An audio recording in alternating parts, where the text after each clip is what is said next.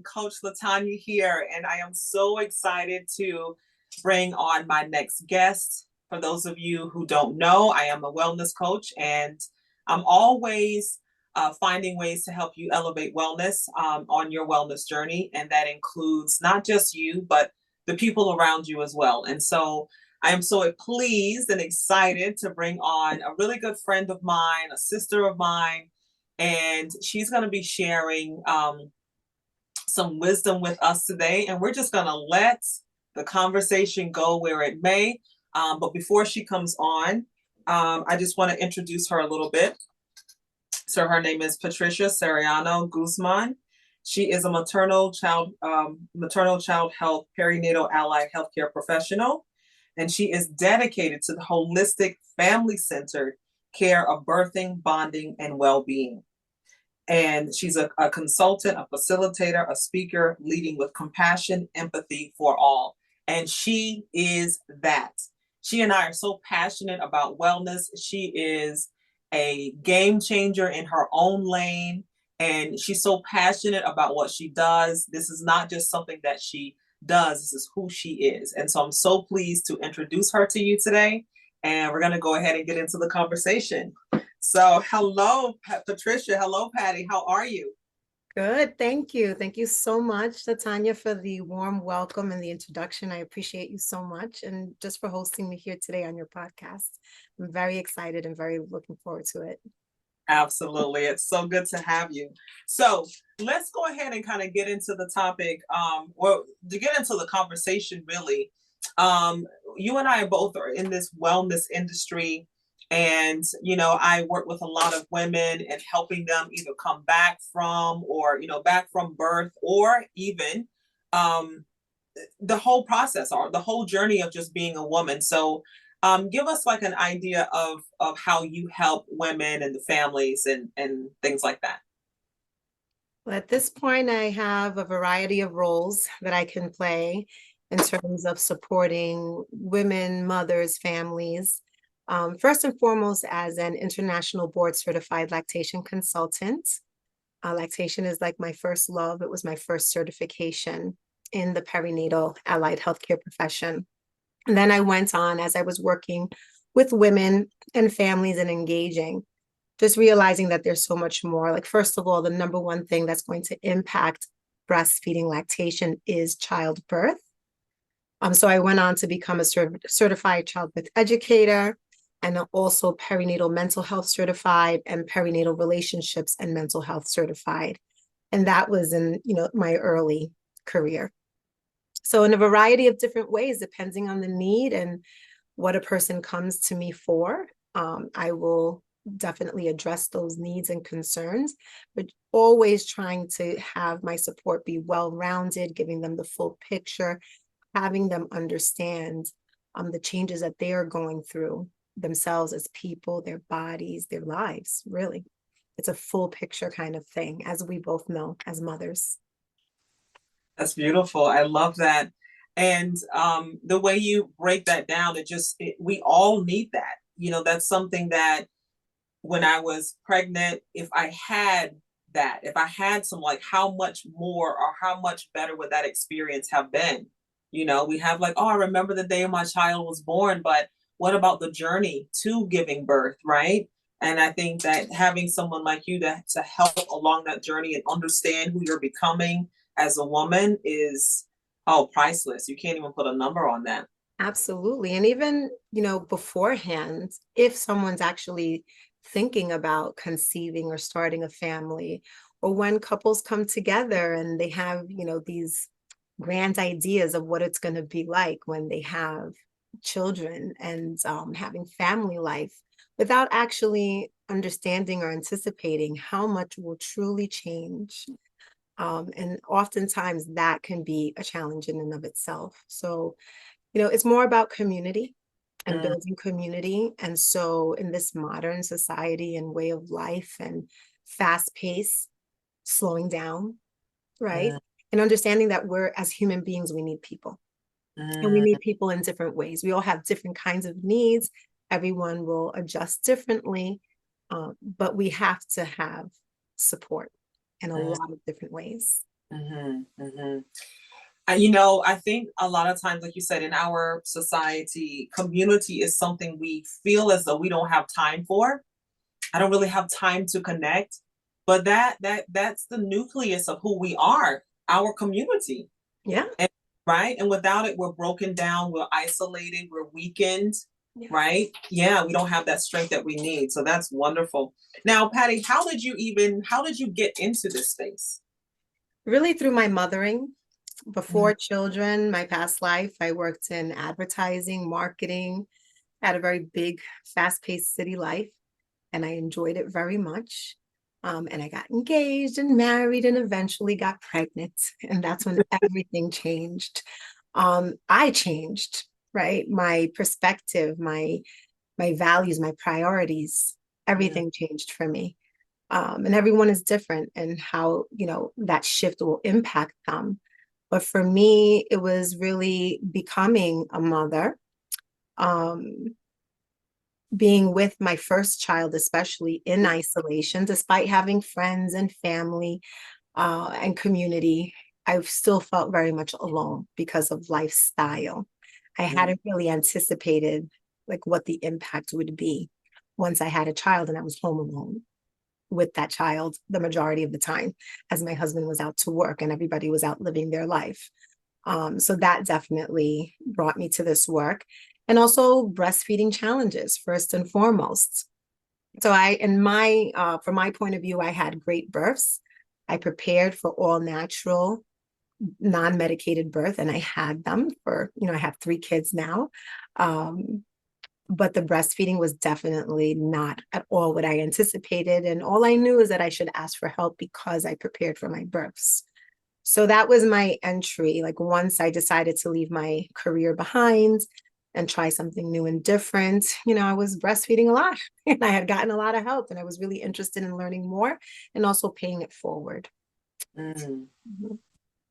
I was thinking this today when I was, preparing for this interview, and that's something Creator put on my heart, the theme of motherhood. And he said, talk about motherhood. And I love what you just said because, we get engaged or, and married, or we get into a relationship and we think, oh, this is going to be so beautiful. The kids are going to be this. And we romanticize what that's going to look like. And then when reality hits, it doesn't even resemble what we, Listen, we thought it was going to be. it's such an adjustment, right? Even Mhm, just getting into and formalizing a relationship and taking that step when you move in together, you have to figure out how to, balance things out and share space. And then you mhm, start bringing little human beings into that space and negotiating their needs. mhm, But also, just the changes that we go through physically and how they impact us emotionally and mentally, because they mhm, do. mhm, And a lot of our hopes and desires and dreams can change. Like we can think that we want something, and then push comes to shove when you're in the situation, it may not be exactly what you want or need. And that's okay. Change is the only constant, right? So it's more about how we cope with that.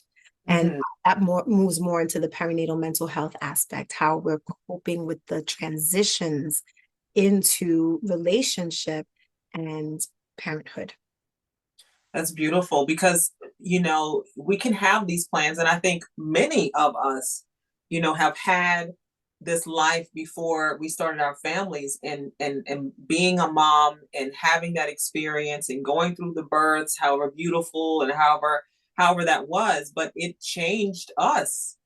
And so, right. And a lot of times it evolves, or the career we once had, we don't have anymore. It's changed. It's not even, it's like you said, change is constant. That's the only thing that we can, look forward to or expect is change, you know? Um, Absolutely. and I love too with the breastfeeding. So what made you get into breastfeeding? Was that something someone talked to you about, or why did you consider breastfeeding as an adult? Before actually having my baby, I took it as a no-brainer. It's just what I was going to do. Mhm, My sister, who is 8 years my elder, had her first child. And, she was breastfeeding. And so I had that one example. I do remember when I was younger and being raised in a big fat Dominican family with a lot of extended family around. I remember some cousins breastfeeding, but I also saw a lot of bottle feeding and things. But just, as when I became pregnant, there was a shift within me. Like it was like almost like a light switch went off. And I went from being city party business Patty to like mama bear, so protective of my pregnancy and wanting to learn everything that I could about birthing. And the next step is breastfeeding, right? Mm-hmm. So I was well prepared for my natural birthing uh, through a local instructor here. By the time, I was having babies, I was in Rockland County. I'm originally from the Bronx, New York, born and raised, and started my career in advertising in the city. So, the shift to the suburbs and to that aspect was a little slower. And then once I became pregnant, it was like, okay, so like, what do I need to know and how do I need to prepare? And I asked about breastfeeding, and my childbirth educator asked me, do you want to breastfeed? I said, yes. She goes, well, make sure you ask for the lactation consultant. And I was like, okay, we had hospital births.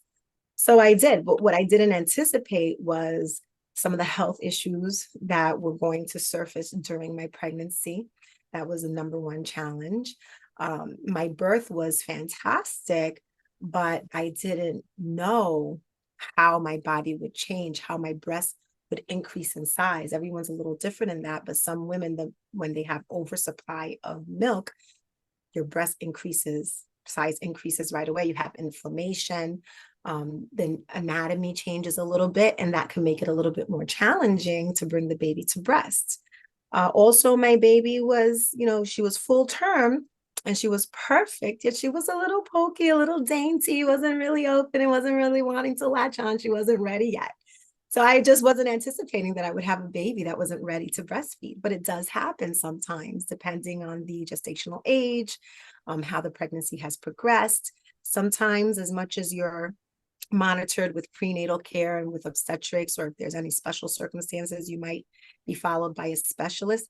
Those tests cannot read or pick up on everything. So Mm-hmm. really, no one can predict, right? First, we just have to see how it goes. We anticipate and we plan for, or we work towards healthy mom, healthy baby. We got to see the baby and see how compatible the mom and baby are for the whole process and how it goes. So for me, it turned out to be very challenging. Like she was not able to breastfeed for 30 days. So we had the help of a lactation consultant. I had to pump, and nowadays we call it triple feeding. Mm-hmm. But I had to be pumping and supplementing and feeding and then practicing, trying to teach her how to breastfeed. It was a process. It was such a process. That was my first. My second child, he came out ready to go.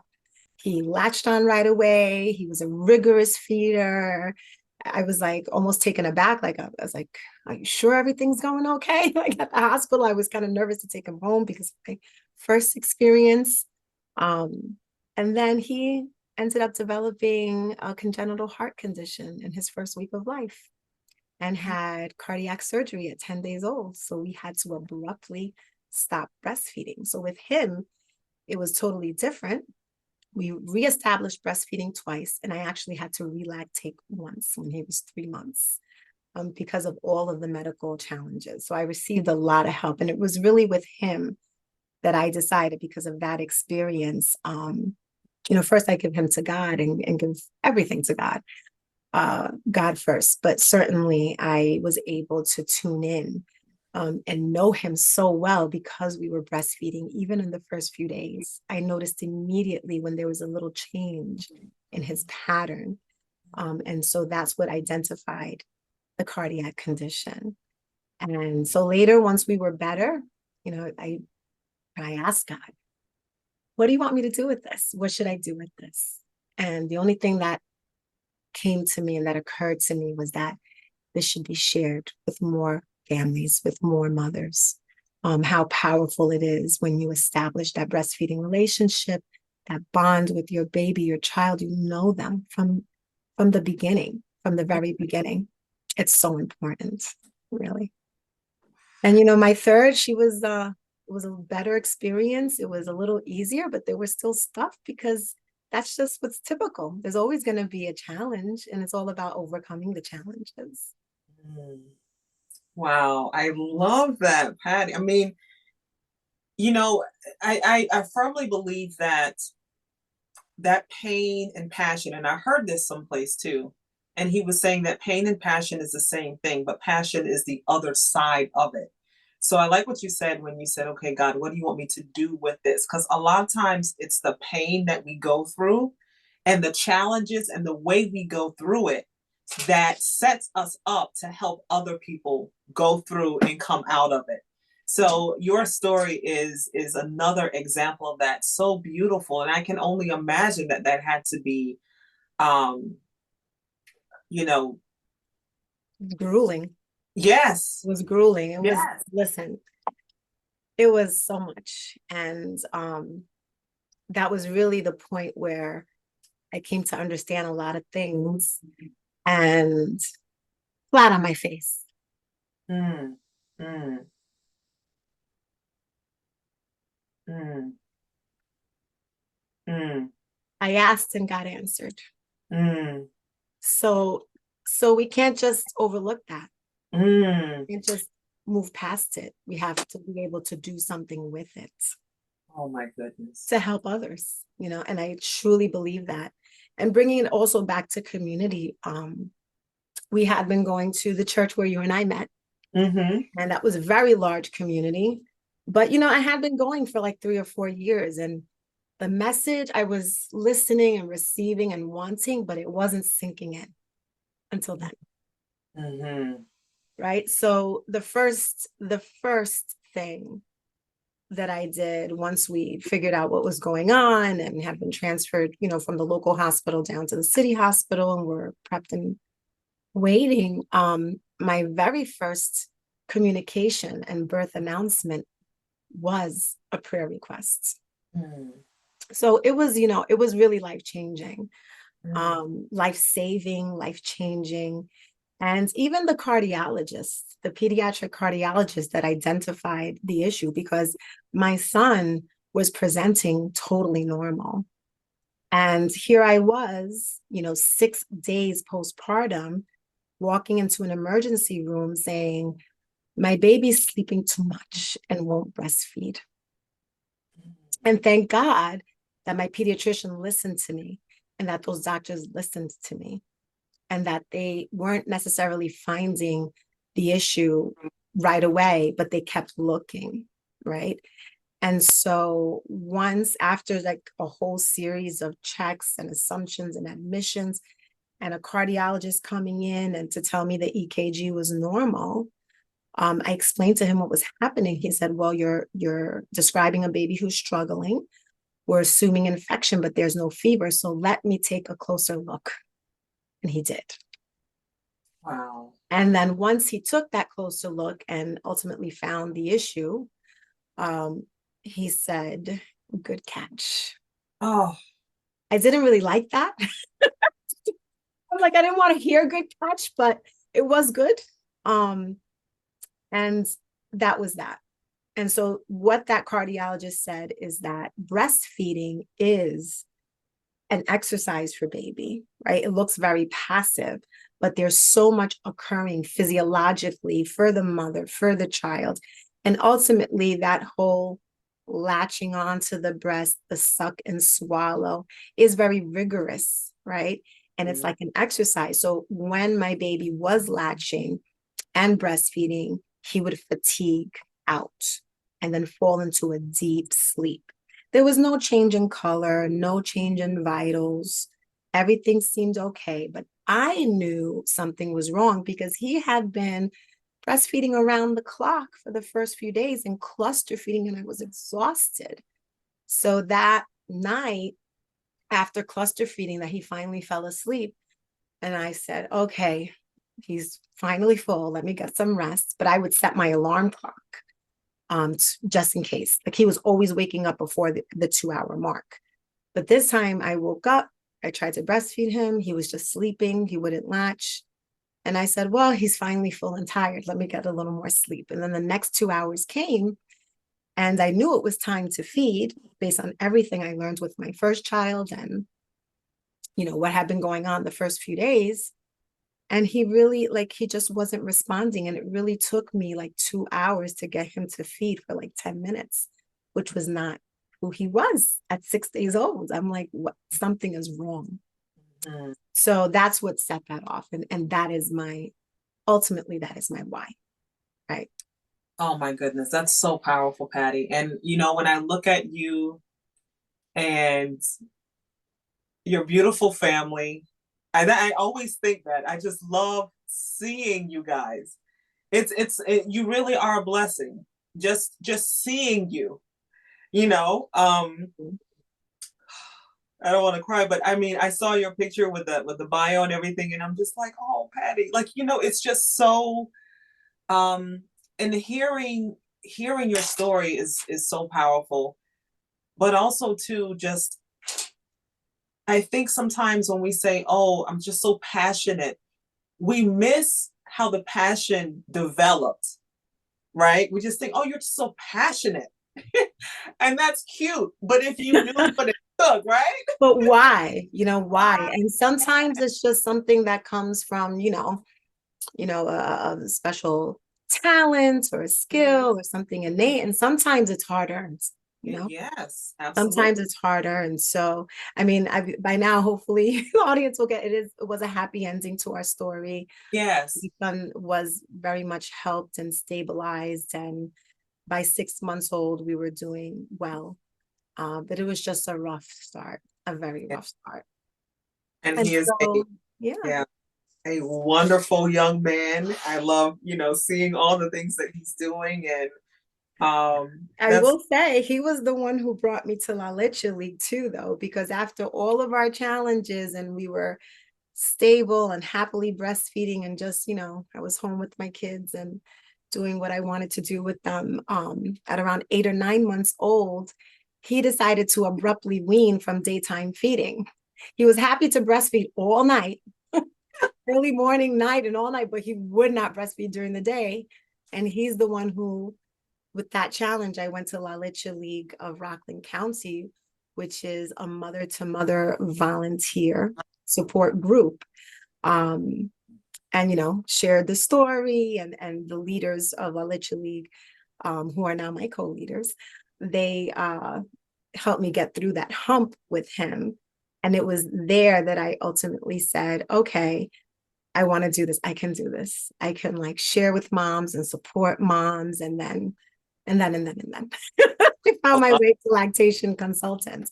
But yeah, that was just a trajectory. It was just what it needed to be. mm. Now, I love your breastfeeding stories. I have breastfeeding stories too. And I think, like you, becoming a mom, I was already in the fitness industry. That was my passion from a child. I didn't know there was a career. Coming from the South, you don't get a career as a personal trainer. That's, like really no one works like that. So I didn't even know it was a career, but I'd always had a passion for it. Yeah. But nursing was something that seemed natural. It seemed healthy. It seemed like, why wouldn't I give this, to my child? But I know that's not everyone's perspective. What would you say? Do you think that breastfeeding is best? If not, like, what are your thoughts about breastfeeding? Is that a trick question? That seems like a trick question. Do Well, you?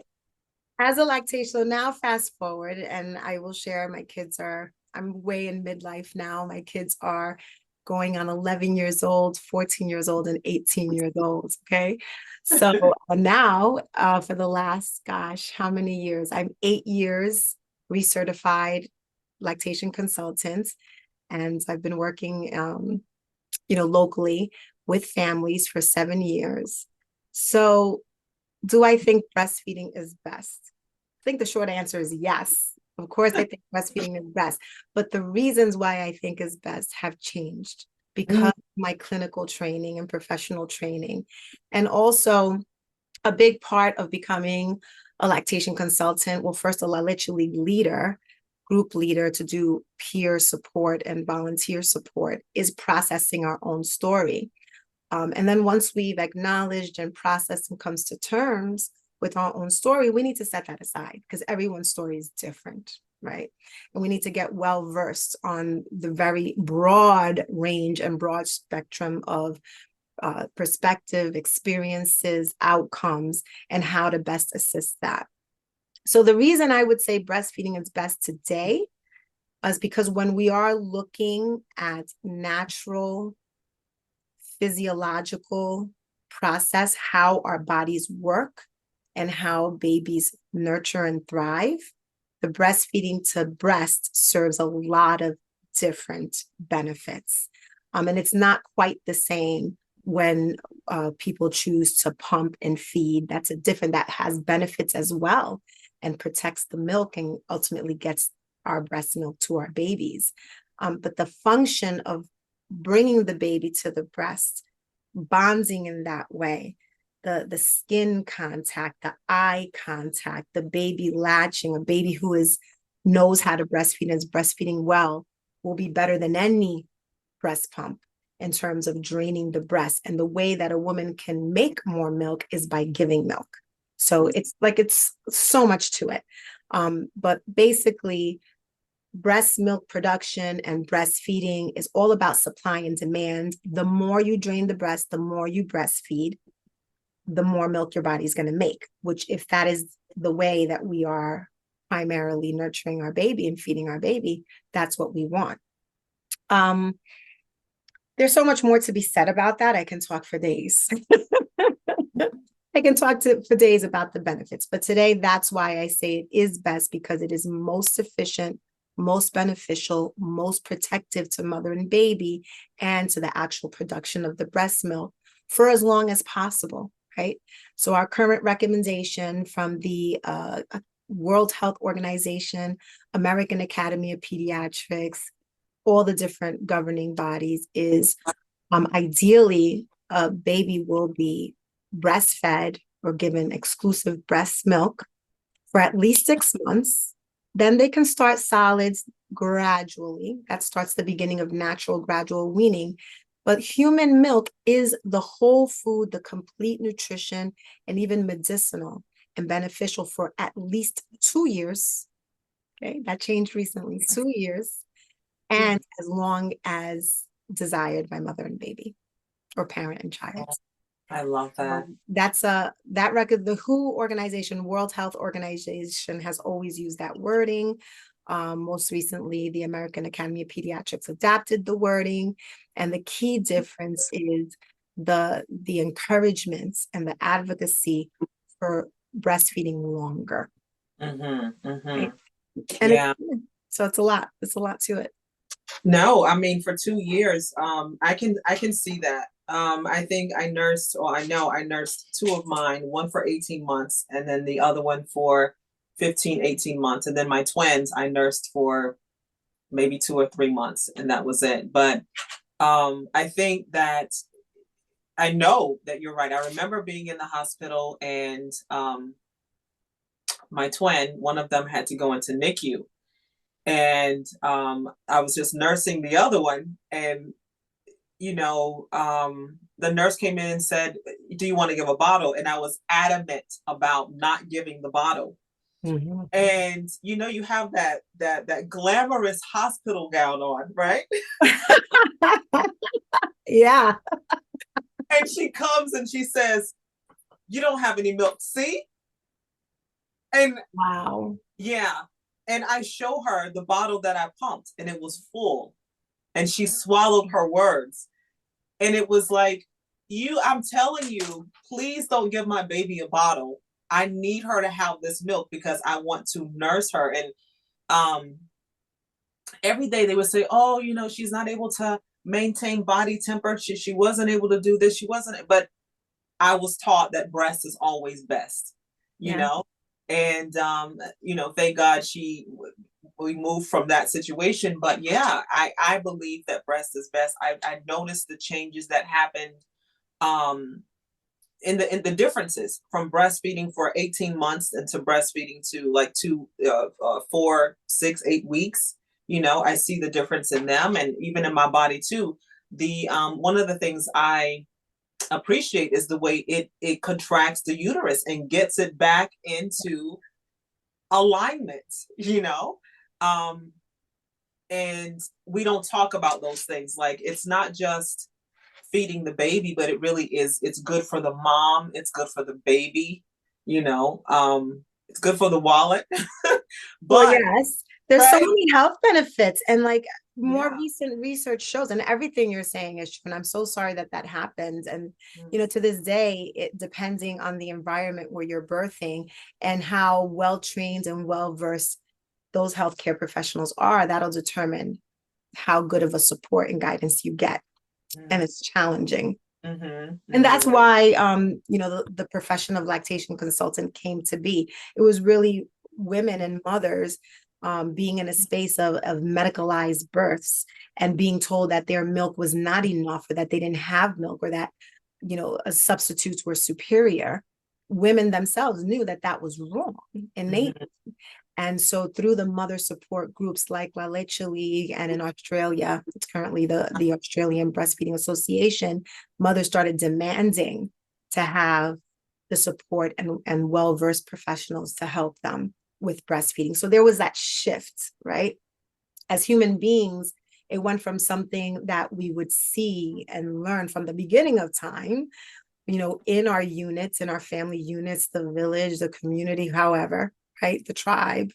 Mm-hmm. Uh, and once that was lost, right, through Yeah, industrialization and yeah, commercialization yeah. and all of that, that was really the issue. Like, formula was invented to be a suitable substitute if the mother's milk was not available, or if other breast milk was not available, which back then would be, wet nursing or a family member. Mm-hmm. And wet nursing as it was practiced in Europe as well. That's what I'm referring to. In the European countries, it was very common to have, if the mother was unable or unwilling to breastfeed, to have another mother feed her baby. Mm. So that is something that is historical, and it's fully loaded. It is a fully loaded sort of conversation. But ultimately, formula was invented by a man, a male doctor in a lab, Yay! really meant to be to respond to the infant mortality and morbidity that was occurring because of industrialization, right? And the shifts in society, and to answer that problem. And then it became something of convenience and consumerism. But with it came a lot of misinformation and miseducation. So, we do the best we can with what we know and what the circumstances are at that point in time. Each one of my babies had to receive formula for medically indicated circumstances and for medical reasons at different points in time for different lengths of time. Yet, what's important to know is that even when there are challenges and barriers, the goal and the support should always be towards helping that mother establish her breastfeeding relationship for the time that she and her child desire or able, right? So we have the general guidelines, what's desirable for optimal health and outcomes long term. But then we have reality, and we have to deal with that too, and be able to balance and negotiate. Interesting. I wanted to get to the topic of motherhood too, because you mentioned something about, growing up in the Bronx and family, and then coming into the suburbs. What would you say you were experiencing that at that time, that transition? Because you're in the hustle and bustle in marketing, and then going from that phase of life into motherhood in the suburbs. Like, what was that like for you? Where were you at that time? Well, I think that as much as I enjoyed being pregnant, despite my personal health challenges, as much as I enjoyed being pregnant, I did work through my first pregnancy in the city and was doing the commute as long as I was able. And I did it pretty long. I got towards the end of my pregnancy. It was postpartum that was more of a struggle. Mm, Um, culture shock, just culture shock, because I just didn't realize or appreciate or recognize that by taking myself out of close proximity to my family and coming 45 minutes north, which, for city people, that's a lot. And yes, I had my sister nearby, yet she was in a different age and stage of life with, her children and also back to work. Um, I just spent a lot of time home alone, and it was so isolating, right? And early on, family will come visit and friends will come visit, and you'll get that little flurry in between, as you're able to kind of entertain, which postpartum moms aren't supposed to be entertaining. They're supposed to be taken care of, right? So it just was what it was. And maybe from the outside looking in, or for people who also had that experience and accepted it as just the status quo, it was nothing out of the ordinary. But I grew up in an environment, my mother was widowed when I was very young, and her sisters immigrated from Dominican Republic to be with her and to be with us and to give her a hand. So I grew up with a very full house, with my aunts, my mom, my aunts, cousins, family upstairs, family downstairs. Our neighbors were like family too. And people lived nearby, and everybody would come visit every Sunday, unexpectedly. And it would be like, wonderful. And so, sort of coming out of that, we appreciate it. Yes, we enjoy it. And then we think, oh, but, I'm going to do life different. I'm going to do life on my own and in my own way and on my own terms. And I'm going to be self-sufficient and professional. And I'm going to buy this house out in the suburbs, and I'm just going to do it all alone. Well, guess what? That's not fun. It's not fun. It's not healthy. It's not practical. Okay. So for me, it was that. It was, and I've had a lot of later on friends that I made going to parent groups and mothers groups, and also running mom groups. It's really the experience, I think, that it's so quiet. And then you're everything for this baby 24/7. And it's hard to get a hand. And when you do have a hand, it's usually your husband or spouse, and your spouse is exhausted too. And your spouse is going through changes too, right? So there's something to be said for having like more of a safety net of care and support for the new family as a unit, for the mom and baby dyad, and also for the spouse and the partner who's also coming into their own and having to understand what it is to support a family and hold up a family, and then still wanting to be a helping hand and bond with their child as well. And it's just hard to do all the things and be all the things. We weren't really created for that. Mm. You're absolutely right, and that's really what I wanted to extract, because I thought that just by bringing you would hit on that, and I wanted to, when you said it's not healthy, can you kind of just break that down for us? What you mean by that when you say it's not healthy? Well, first of all, to spend a lot of time alone, to be in that isolation. And there's a difference between privacy and intimacy and isolation, right? And also trying to do all the things and be all the things, care for yourself, care for a new human being. Nobody's sleeping. Okay. The sleep deprivation in and of itself is huge. Mm-hmm. And the reality is that oftentimes it takes parents and moms a long time to figure out how it is that they're going to take care of this little baby and also take care of themselves. And everyone can have all of the practical solutions, and we have all of the books and all of the websites and the blogs and the things and the podcasts, and we talk about it. But until you're in that situation, that you've had the birth that you've had, whether you're happy with it or not, satisfied with it or not, and then you come home after a couple of days, a lot of people these days are opting for home births as well, or they're opting for early discharge and leaving the hospital within 24 hours. Then you come home and you come home and what the house needs maintaining. The home needs maintaining. Mom needs to eat and feed. So now she has to cook for herself and cook for her husband. If she has other children, cook for the other children, but then she has to feed her baby and breastfeed her baby if she's breastfeeding. If not, if she's dealing with bottles, certainly during the newborn stage, she's dealing with sterilizing bottles. If she's pumping and feeding or formula feeding or whatever it is she's doing, or however it is she's doing it, she's figuring out how to do that. And maybe she's never even really seen it done before. Because she may or may not have had the benefit of having close family or close friends and be in that intimacy to witness what it's like. Oh, that's so beautiful. Okay. So as much as I grew up with a big extended family and did have a certain level of exposure, and I was always the one, like everybody loved Patty, all the babies loved Patty, and I would babysit. I was like youngest, had nothing to do, nowhere to go. So I would help a lot with the cousins, and I loved helping with my nephews and things like that. I will never forget my first night home with my own little baby. And I looked at her and I was like, oh my God, I don't know anything about babies, about newborns. Like I just looked at her and I was like, is she breathing? Like I just wanted to make sure she was breathing. And it's just that raw and that basic.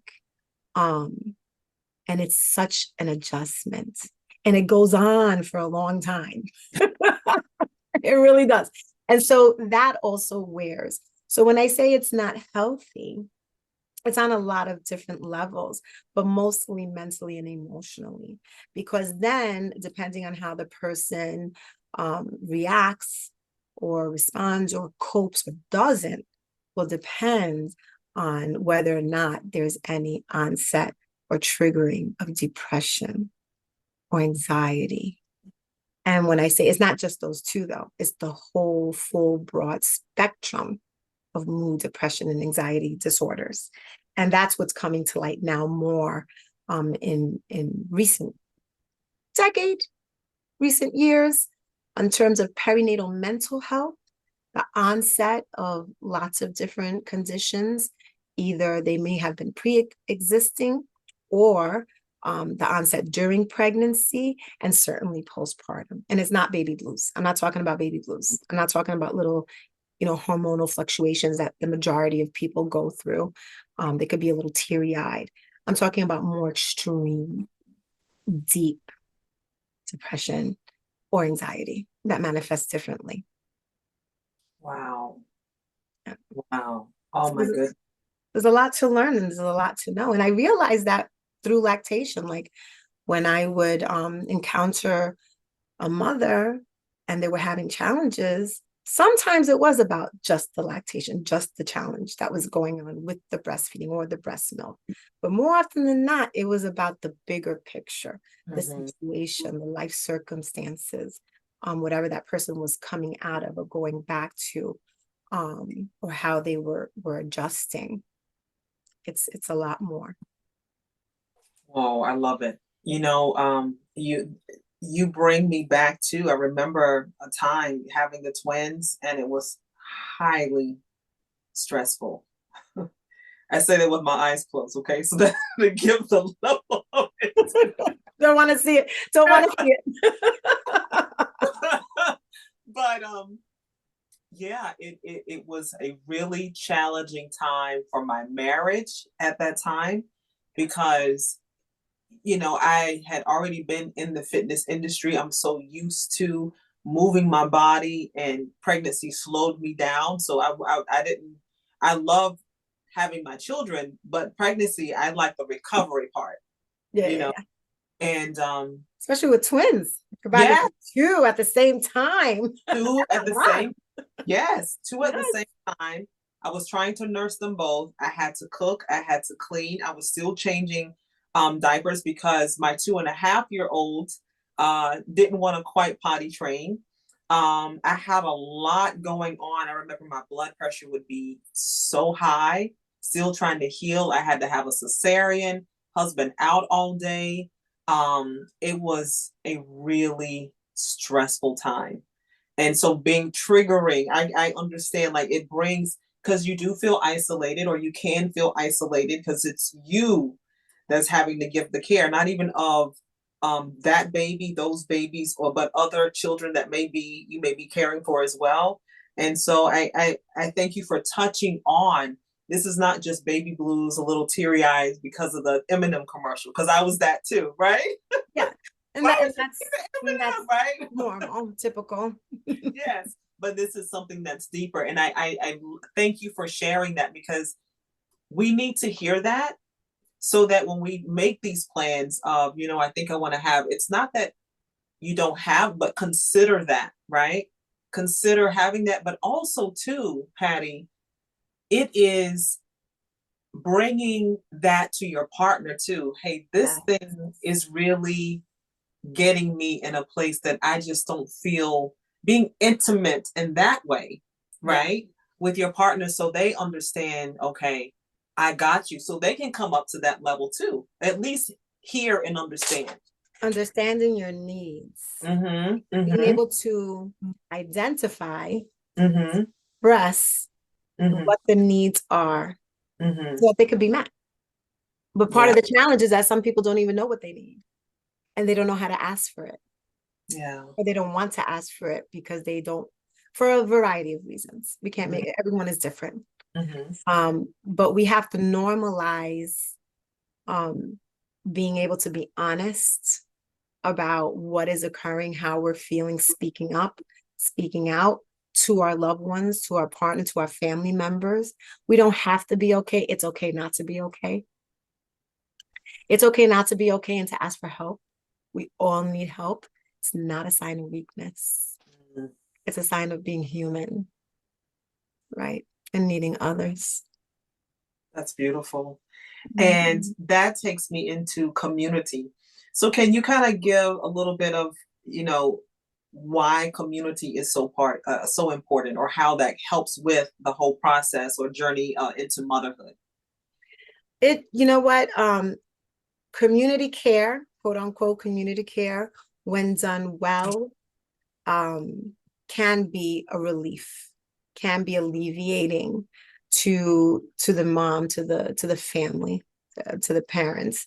And it could be something as simple as a meal train, or if there are older children, someone to help out in the way that's needed, to ask what people can do to be of service and to help.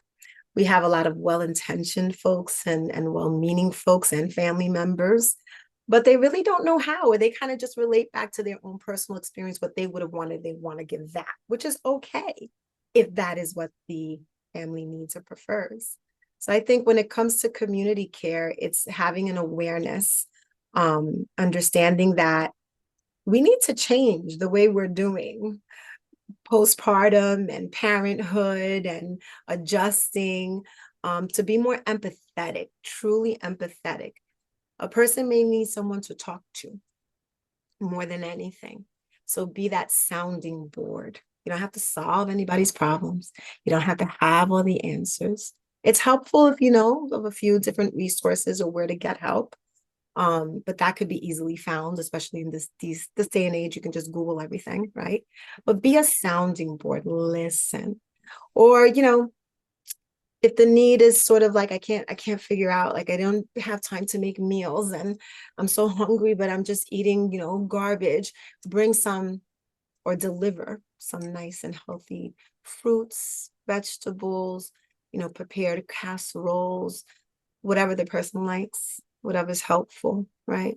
And can just relieve the pressure, relieve the stress, right? And the list goes on. There's so many different ways, depending on what the need is. Could You be know, oh, watch the older kids, yeah, yeah, quietly. But yeah. don't go to someone's house that they've just had a baby, and just had a baby could be like a week, 2 weeks, 6 weeks, or 3 months. And expect that person to like cater to you, or like, oh, make lunch for you, or not even coffee for you. Okay, the visitor is supposed to be going to help out, do laundry, clean a bathroom, do the dishes, you know, that's what's helpful. Can you imagine, like you said, if we can normalize that, can you imagine, we have the baby showers and things like that, which is beautiful.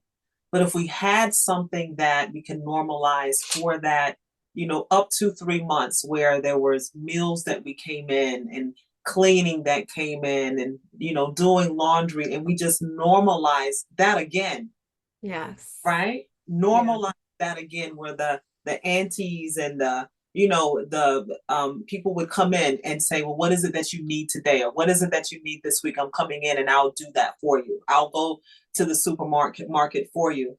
Because one of the things, after having the twins, I had, it was so busy. But unlike you, my family had been separated, and so a lot of us were scattered.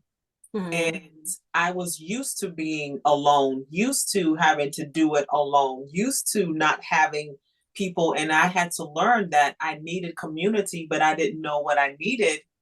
But to push yourself into someone that used to be isolated was just like, it was too much, you Right. know? It takes a certain amount of bravery Mm-hmm. to put Mm-hmm. yourself out there, Mm-hmm. to reach out, especially if you're dealing more with like neighbors and friends and just the way, and there are a lot of well-meaning, well-intentioned people.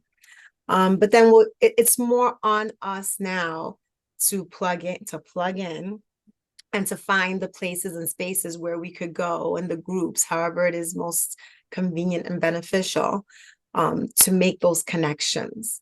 Mm-hmm. And parents do need to make an effort to figure that out. And the time to figure that out is prenatally, not postpartum. Don't put it off.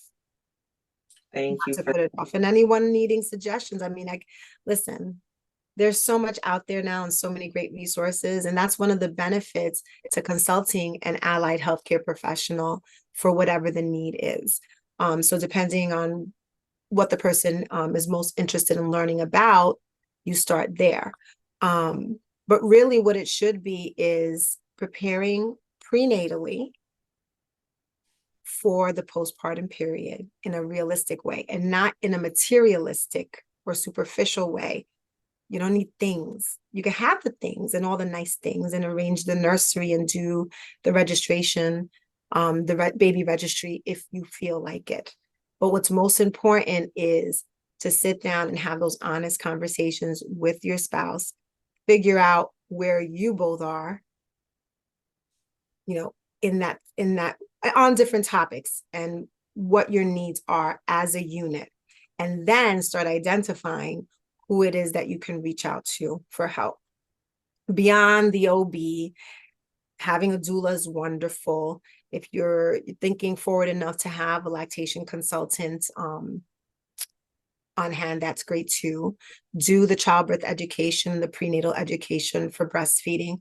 All of that is wonderful, but those are all piecemeal. What you want to do is look at that bigger picture, like what does your life look like now, and how would you envision and like it to look once the baby comes and you're integrating this little human being into your life, and know that human being is not going to adjust to you. You are going to have to adjust to them. That's reality. That people don't talk about it enough in that way. Everyone imagines that they're just going to be the same person they've always been and they're just going to have this little baby. That's not how it works. right. Not at all. Not at all. Patti, thank you so much for stopping by and having this conversation with us today. I really appreciate all of the wisdom. I knew you'd come with wisdom. Thank you. Yeah, it was such a pleasure and an honor to have you join us today. Now, I just wanted to ask one more question. What advice would you give? I know you said to make these plans prenatally instead of, if that even is that even a word, prenatally, but Yeah, prenatally. prenatally Yes. and not postnatal. Um, what advice would you give to someone who knows, if you have, they want to start a family one day? They may not be at that age, but they want to start. What things should they think about? as they're considering this, like, hey, I think I want to have a family one day. What things would you say they should kind of consider?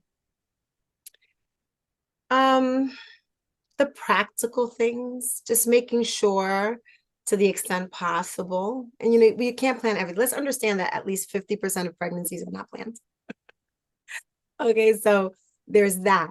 But for someone who's thinking ahead and planning, um, just making sure that within ourselves, we are as self-aware um, as possible, and just knowing who we are, what it is that we want. Like, do that self-work and search yourself for whatever the stuff is. If you have stuff, we know we all have stuff that we grew up with, it surfaces.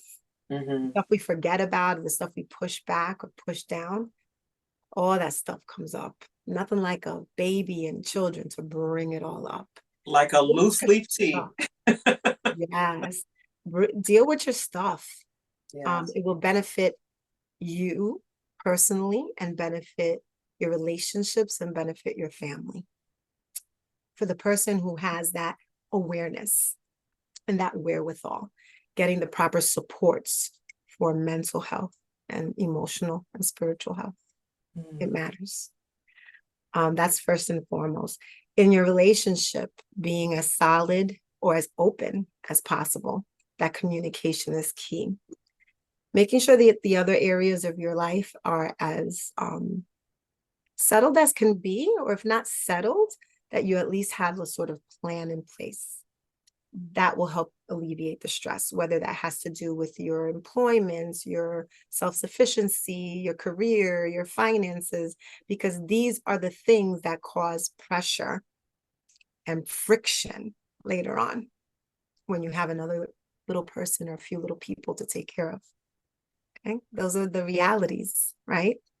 There's great literature out that has come out recently, more recently in recent years, such as Becoming Us, A Couple's Guide to Parenthood, and Becoming Us, and that's where the PRAM, P-R-A-M, in my alphabet soup comes in, perinatal relationship and mental health, is based on Becoming Us Family and Becoming Us, Couple's Guide to Becoming a Parent. And it deals a lot with self-identity, relationships, the changes that can come about in relationship and communication, where you are in your development, all of these things. And that's a nice thing to do with your partner at any point in time, but I highly recommend it. Yeah, and just start there. And with that Becoming Us, it includes a nest building plan to help you think about the bigger picture and the bigger issues when you're planning for your postpartum stage. And postpartum is not a few weeks or even a few months. It is really like 18 to 24 months at least. That is postpartum, right? Per child. Per child. Wow. I think that's important to understand because, like you said, it could be a year later, you're still, Struggling. struggling to Yeah. get a routine together because now it's not a newborn baby, but you have a toddler now, and you're in another development, another stage of the development of that child. And it's yes, for 24 months. I love that. Yeah. For infants and toddlers, they are changing and they're going through their ages and stages every 3 to 6 months. And then later on, it'll be every few years that they go through their developmental stages. But change is the only constant, right? So as they're changing, your dynamics are changing, your situations are changing, your needs are changing. And we ourselves as mothers and parents are also learning and growing and ever changing. Yeah. Whole lives. Absolutely. Absolutely. Well, thank you so much again, Patti, again for your time. And it was a joy having you here. I will talk to you another time, okay? Looking forward to it. Thank you, Latanya.